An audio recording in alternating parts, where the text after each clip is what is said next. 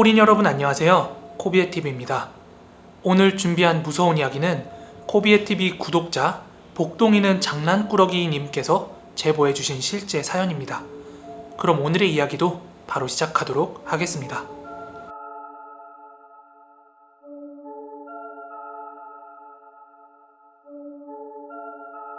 저는 아파트 보안업체에서 전자경비직을 하고 있는 평범한 20대 청년입니다. 보통 지어진 지 오래된 옛날 아파트 같은 경우에는 아파트의 각 동마다 경비원분들이 한 분씩 계셨죠.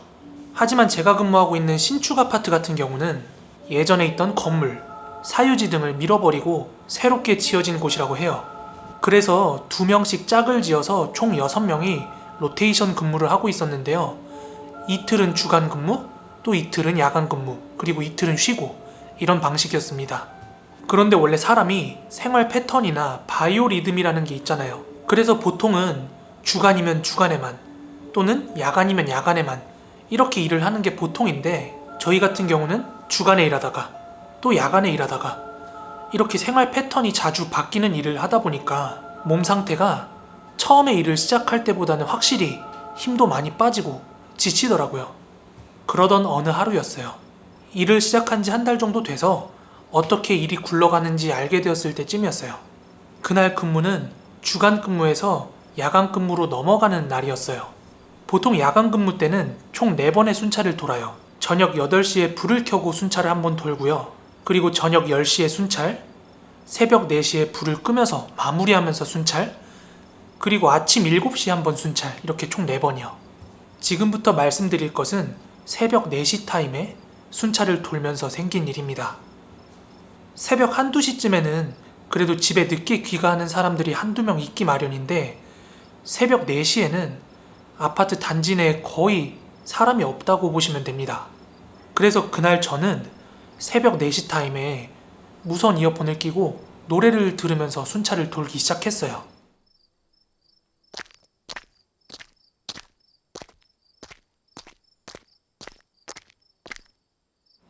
참고로 제가 일하고 있는 아파트는 신축 아파트인데 1동부터 10동까지 있는데 굉장히 단지가 커요.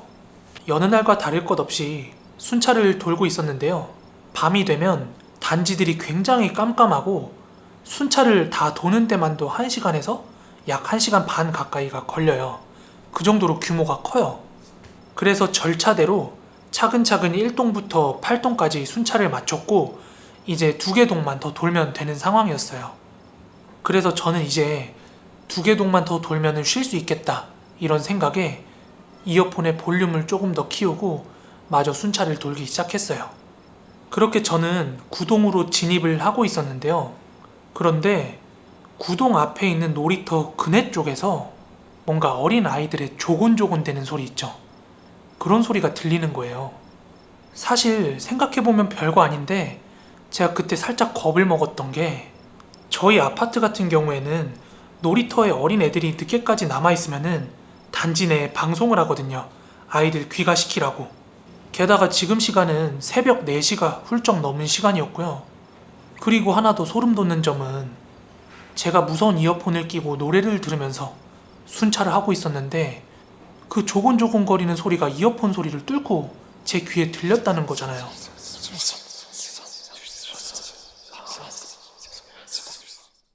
저는 아직까지 집에 안 들어간 아이가 있나 싶어가지고 손전등을 놀이터 쪽으로 비췄는데요.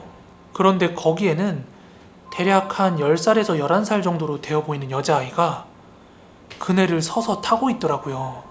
그런데 머리카락이 워낙 길기도 길고 그 아이의 얼굴 형태가 뚜렷하게 보이진 않는 거예요. 그 당시의 시간, 상황, 분위기 뭐 여러 가지가 저를 좀 무섭게 만들었지만 에이씨 귀신이 어딨어? 이런 생각으로 손전등을 들고 그 아이 쪽으로 천천히 다가갔어요. 꼬마야, 집에 안 가고 거기서 뭐해? 몇 동 몇 호 살아? 엄마는? 이렇게 천천히 그 아이한테 말을 걸면서 다가가고 있었는데 아까 그 아이가 조곤조곤 말하던 게 점차 선명히 귀에 들려오는 거예요. 그리고 마침내 그 아이와 가까워졌을 때 얼굴을 분명하게 볼 수 있었는데요. 그 아이의 얼굴은 주변이 어두워서 흐리게 보이던 게 아니라 이게 함몰이 됐다고 해야 되나요? 마치 수박이 으깨진 것 같이 얼굴을 알아볼 수 없을 정도로 훼손이 됐더라고요. 그리고 그 아이가 중얼거리던 말은 사란열 순복김, 사란열 순복김, 사란열 순복김. 굉장히 빠르게 자기의 이름이랑 나이를 거꾸로 말하고 있는 거예요. 한동안 놀래가지고 몸이 굳어진 채로 그쪽을 바라보고 있다가 이내 정신이 들어와서 손전등을 놓친 채로 그대로 달리기 시작했어요. 아파트 단지가 굉장히 큼에도 불구하고 진짜 한 10분 15분 걸렸나? 초속까지 전속력을 다해서 돌아왔어요. 그렇게 저는 완전히 땀을 한 사발 흘린 채로 같이 일하던 근무자한테 다가갔어요. 원래 순찰을 돌 때 각 동마다 바코드 같은 걸 찍으면서 이 동을 순찰했다고 확인하는 그런 절차가 있어요. 그런데 이 동료가 야 철민아, 왜 9동이랑 10동 리더기 안 찍었냐? 이렇게 묻길래 저는 방금까지 제가 보고 온 것들을 그 동료한테 얘기해줬어요. 그랬더니 너도 봤구나? 이러는 거예요. 그리고 나서 해준 얘기는 다음과 같습니다. 그 친구가 근무를 한 지는 벌써 3년이 되었는데요. 불과 작년에 방금 전 제가 다녀온 그 9동에서 베란다에서 놀던 한 꼬마 아이가 떨어져서 죽었다는 거예요. 그런데 이 친구 본인도 사고 현장에 있었던 건 아닌데 사고 이후에 동네 주민들이나 근무자들 사이에서 돌던 소문이 구급차가 와서 떨어진 그 아이를 수습하고 있는데 그 아이 엄마가 주변을 서성이면서 막 희죽희죽 웃고 다녔다는 거예요.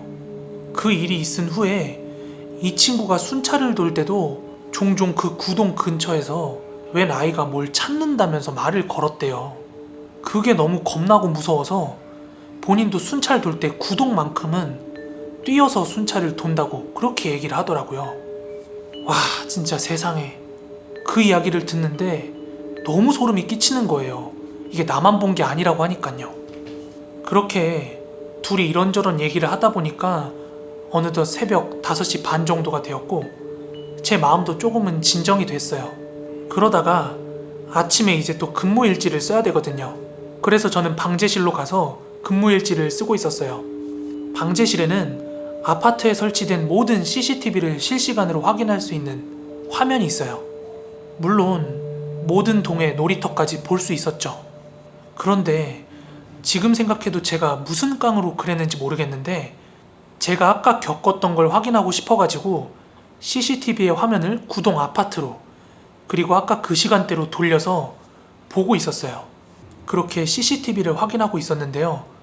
놀이터에는 당연히 그 시간대 사람이라고는 한 명도 없었는데 갑자기 그네가 천천히 막 흔들리기 시작하는 거예요. 게다가 혼자서 흔들리는 그 그네 쪽으로 손전등을 비치며 다가가다가 화들짝 놀래서 도망가는 제 모습이 찍혀 있더라고요. 진짜 어처구니가 없어서 말이 안 나오는 거예요.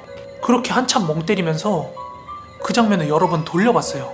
도대체 내가 그 밤중에 뭘 보고 뭘 한 건가 싶더라고요.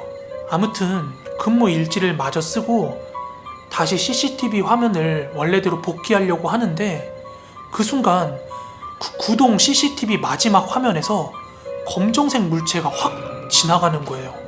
이 일이 있고 나서부터는 저 역시도 구동을 순찰할 때는 빠르게 뛰어서 건너뛰곤 합니다. 현재도 업무는 진행 중이고요. 일을 그만둬야 할까 고민 중입니다. 오늘도 야간 근무 날인데 진짜 구동만큼은 피하고 싶습니다. 네, 오늘 준비한 무서운 이야기는 여기까지입니다. 이야기 속에서 그 아이 귀신의 엄마라는 사람은 아이가 죽은 것 때문에 정신이 나가서 그랬던 걸까요?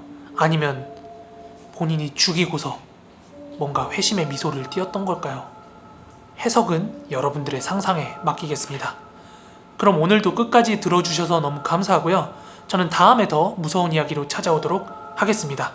마지막으로 좋아요, 구독하기 한 번씩만 부탁드리고요. 오늘도 좋은 밤, 좋은 아침 되세요. 그럼 다음에 인사드릴게요. 감사합니다.